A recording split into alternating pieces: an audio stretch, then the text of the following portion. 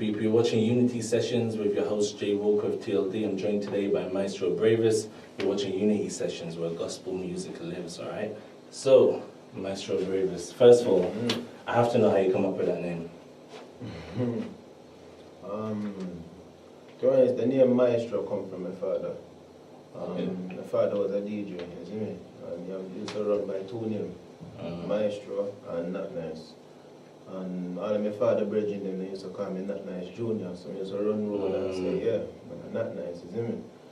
But then obviously when I come, not to say, obviously I born in the church, you see me? My grandfather was a pastor and everything, but obviously I kind of drift away and then I come back.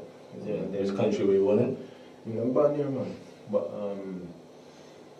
when me come back to church and I realize you know, I can't really listen to things like Hillsong and all them things, you see me? Like open the eyes. I couldn't really relate to that too tough, you see me? Because me I come from a background where our music here was just be a vibes cartel, you see me? Bounty Killer and Ninja Man and all them boy there, you see me? So me decided to say, you know, me can't be the only person in our world feel like this, isn't it? So I kind of want to bridge the gap between my favorite music genre, dancehall, and gospel. And so that's when we said, you know, I used to do music in our world, so let me do the music for God now. You understand? If God's giving me that gift, then surely that gift can manifest itself, isn't it? Yeah. So Maestro comes from your father. And the Bravest, that's basically becoming afraid for talk. You understand? There's a lot of things we're going in that church, you see me? And people, you know, them just, you know, them silent about it, you see me? And from me young, you know, music getting enough trouble because music talk out of place and say things where, you know what it is, me feel say, more time when I talk, I show people, things that people say in them head, you know? You understand? Me say them out loud, you see me? That's what gets you in trouble. That's what I mean, but at the end of the day, you know what it is, at the end of the day, me know say I know nothing wrong me I say. As long as me and Father God know say I'm nothing wrong me I say, and the truth me I talk, you know, business, you see me? Yeah. That's whenever people say that to me, always a big example is Jesus to me. He's the one that got killed for what he was going around saying to people. You see me? And if that's who we're going to follow, then we know by way of the world that those things, something similar is going to happen to us. Maybe a watered down version, but to be expected. So dancehall called out to you from a young age. What do you think was the pull? Vibes Cartel. Vibes Cartel to me is the greatest artist ever. It's a big statement, a brave statement. Well, at the end of the day, everybody entitled to their own opinion, you see me? What made him that? Work rate, I mean, don't get me wrong, he's not the best role model, you see me? But to me, his versatility, you know, musical content, him singing at any genre, you understand? You have music for the thugs them, music for the girl them, music for society. The man is just talented, you see me? So, to me, that's the best artist ever. When we talk about talented, how do you view? Because you know how some people, I've heard a lot of people say that he's naturally gifted or he has like a God-given talent. How do you differentiate between a God-given talent and, as you say, work rate? Where do the two meet? Good question to know. Me, at the end of the day, me feel say are two different things because, you know, if you have the talent to do something, then, you know, that is something that is evident, isn't it? Everybody can see it in you, you understand? Work rate now is a whole different thing. That's how hard you work at the time you're given, isn't it? Look on some footballer, you understand, like Robin Morrison, isn't it? He used to play for United, then went to West Ham and no, I don't know what happened to him. The man, boy was talented. Even what the other boy, the name, Adel Tarak. Talented footballer, but them lazy. Isn't it? Which is why they couldn't progress any further. You understand? Ronaldo, the man they're talented from young. And keep the work rate up and look where he reach. That's at one point he was the most expensive transfer in football, isn't it? So to be honest, it tie in back to like the same thing I said about Carter. You know, in some of his songs himself, you know, every day he used to build 17 songs. You understand? Somebody that got talent like that is putting in that much work in a studio, you know. Wake up a morning, go to a studio and come late work till late in the evening and come up. You see me? So yeah man, I think talent, and put it this way, anybody can have a gift, you understand, but for that gift to manifest, it's how much work you put in, you see me? So So was it, then if we're saying what brought you into dancehall, were we saying it was kind of the personas more than just the music? I wouldn't say something brought me into it. I'm born in it. Because, like I said, like, me I come from a background where every morning when I used to wake up, my father blast out tune through the yard, you see me? So it's just something that me just born into, you understand? And then, I can't really say me really go into it. It's just something when me say, yo, me like the vibes. When we used to watch. No pun intended.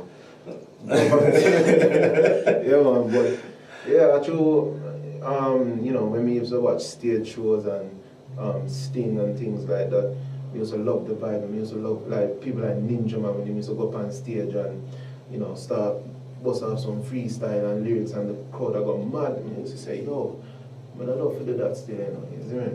But then obviously when I get older, I realize that kind of slackness, living and Christ can't really go together, you see me? So then I said to myself, well, I can do the same thing, but if it's the same gift God used me, I glorify Him through the music. So that was my forward. Yeah. So what would you call the type of music that you do now? What would you label it as? Gospel dancer. Gospel dancer. And that's what I always call it. Anybody will ask me, I always tell them the same thing, I'm a gospel dancer artist, because when you hear the music, the first thing you hear a dancer. If you play it out in a road now, the first thing anybody ever think, yo, dancehall music I play. When you hear the rhythm them, you think it's dancehall music, but when you hear the lyrics behind it, I'm a glorify God. So yeah. So it's how you define it. So the sound is a dancehall sound, and then the lyrics make it gospel. Dancehall sound, gospel message. Well, was there anybody that you kind of looked to that you felt was within that genre, or did you have to just straight up find your own way? You have some artists like Papa San, you understand? Papa San, Stitchy, but then again, you know, if I'm to be honest with you, I just mean the cartel me a focus on, you see me? Because even though gospel me I do, I know that there's sometimes where, alright, me might write lyrics or me write song, and sometimes me like, me might get stuck on things, and sometimes me might have to dip and say, you know what? Alright, this kind of rhythm me I use now, how me can tackle it now. Sometimes I used to hear some of cartel songs and say, alright, I could go off of that kind of vibes, or I could go off of, what's the word me I look for? You know, a different, sometimes it make me change the perspective of how me write a song, you see me? Yeah. Whether it be the way I say it, the flow, the sound of my voice, something like that, you understand? So, yeah man, it's a big influence there. Yeah, I mean, with those characters that you name, Papa Sans and such, there's always been this thing within, I think, Jamaican culture and how they view those types of artists, in as much as there's this feeling that the reason that they went to gospel was so that they could make it to the top of a genre, or there's just like, you know, a smaller pool to swim in over there, so you can go over there and run things, and then you can make your money over there, rather than having to compete for those same characters with Vibes Cartel and Alkaline and stuff. You have your own little lane where no one's going to trouble you. Well, you know, at the end of the day, me not in no competition with nobody. You understand? I'm not coming at this industry to compete with nobody. You see me? At the end of the day, me have to focus on myself, you know, focus on spreading. At the end of the day, I don't do this for myself. You understand? I'm spreading the gospel. I'm here to make God famous.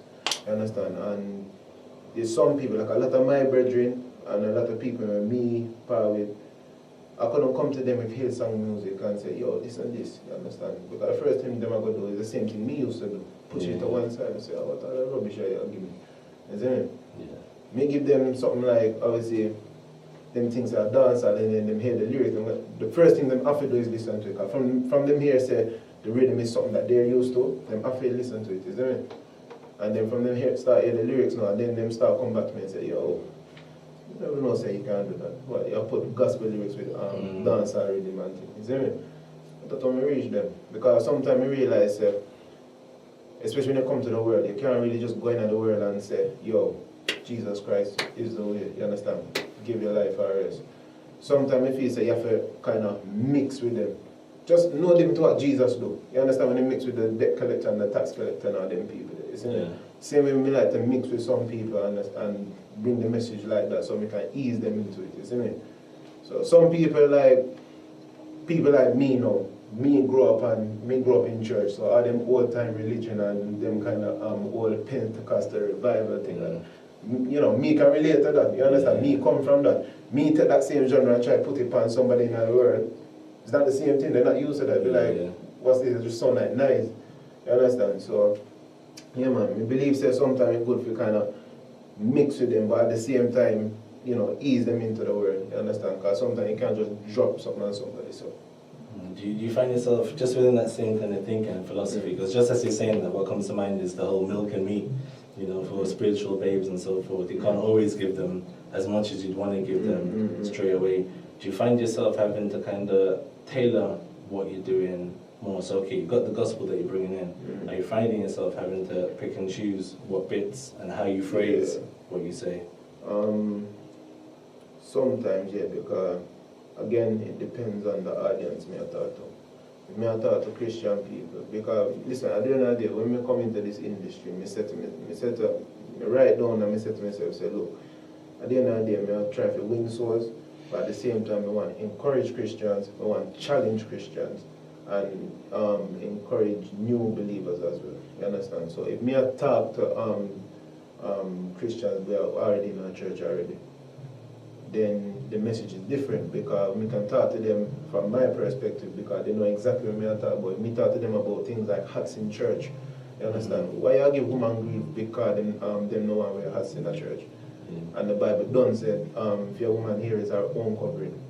Is it?